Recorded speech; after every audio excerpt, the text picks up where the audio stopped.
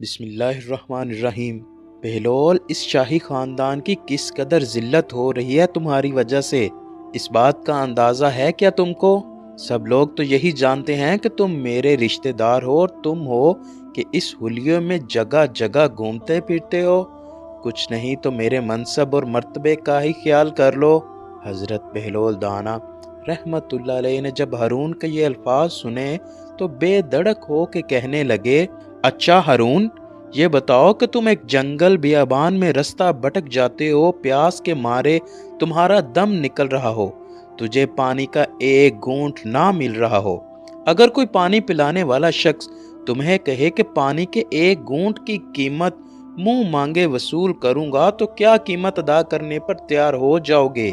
ہارون نے کچھ سوچا اور جواب دیا، جو مال و متاع میرے پاس ہوگا اسی وقت سب کچھ دینے کو تیار ہو جاؤں گا۔ بہلول نے کہا، اور اگر وہ اس پر راضی نہ ہو تو؟ ہارون کہنے لگا، میں اپنی آدھی سلطنت اس کے نام کر دوں گا۔ حضرت بہلول رحمت اللہ علیہ کہنے لگے، اچھا، اور اگر پانی کا یہ ایک گھونٹ پی کر تمہاری جان تو بچ جائے، مگر تجھے پیشاب رکنے کی بیماری لاحق ہو جائے اور کسی طرح دور نہ ہو تیری جان پر بن جائے، اور تجھے پتا چلے کہ کوئی شخص تیری اس بیماری کا علاج کر سکتا ہے، تو اسے کیا دے گا؟ ہارون نے کہا، ہاں، میں اسے اپنی باقی سلطنت بھی دے دوں گا، جان ہے تو جہان ہے۔ ارے واہ! بہلول کہنے لگے، تو پھر تم اس بادشاہی پر غرور کرتے ہو جس کی قیمت پانی کے 2 گھونٹ سے زیادہ نہیں؟ ہارون خفیف سا ہو گیا، بہلول، تم دیوانے ہو گئے ہو مگر تمہاری عادتیں نہیں بدلی۔ اچھا یہ بتاؤ، تم علی ابن ابی طالب علیہ السلام کی بہت بات کرتے ہو، یہ کیا وجہ ہے؟ بہلول سیدھے ہو بیٹھے اور واضح لفظوں میں بولنے لگے، میرے خیال میں پیغمبر خدا صلی اللہ علیہ وآلہ وسلم کے بعد حضرت علی علیہ السلام کو ایک خاص مقام حاصل ہے جو کسی اور کے حصے میں نہیں آیا۔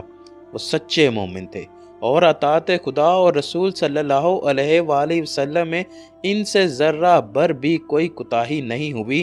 انہوں نے خدائی احکامات پر حرف بحرف عمل کیا۔ آپ کے جیسا بہادر اور نڈر ڈھونڈے نہیں ملتا۔ حضرت علی علیہ السلام سے کسی نے پوچھا، حضرت، آپ جنگ میں اپنی جان کی پرواہ نہیں کرتے، اگر کوئی پیچھے سے حملہ کر کے آپ کی جان لے لے تو پھر؟ آپ علیہ السلام فرمانے لگے، میری لڑائی خدا کے دین کی خاطر ہے، اس میں مجھے کسی لالچ، ذاتی مفاد اور فائدے کا خیال نہیں ہوتا، میری جان خدا کے ہاتھ میں ہے، خدا کی راہ میں مر جاؤں تو اس سے بڑھ کر سعادت کی بات نہ ہوگی۔ آپ جب مسلمانوں کے خلیفہ تھے تو اپنا سارا وقت لوگوں کی خدمت اور عبادت میں صرف کرتے، بیت المال سے 1 دینار بھی بیکار نہیں اٹھاتے تھے، یہاں تک کہ ان کے بھائی نے جب بیت المال سے اپنے حق سے زیادہ رقم لینے کی درخواست کی تو آپ علیہ السلام نے رد کر دی۔ آپ تمام حکام سے فرماتے کہ لوگوں پر ظلم نہ کیا جائے، ان کے معاملات کے فیصلے عدل و انصاف سے کیے جائیں، جو حاکم ذرا بر بھی ظلم کرتا اس سے سختی سے نمٹتے اور فوراً منصب سے ہٹا دیتے، چاہے کتنا ہی قریبی عزیز ہی کیوں نہ ہو۔ ہارون سنتے جا رہا تھا اور بہلول کی دیوانگی کے پیچھے چھپے رازوں سے پردہ اٹھتا جا رہا تھا، کیونکہ ایک دیوانہ ایسی پتے کی باتیں نہیں کر سکتا تھا۔ بہلول رحمت اللہ علیہ میں کچھ تو غیر معمولی ہے جو اتنے علم کا حامل ہے، لیکن ڈٹائی سے ایک اور سوال پوچھ ڈالا، اچھا بہلول، یہ بتاؤ کہ پھر علی علیہ السلام کو قتل کیوں کیا گیا کہ جب وہ اتنے بندہ نواز اور عبادت گزار تھے؟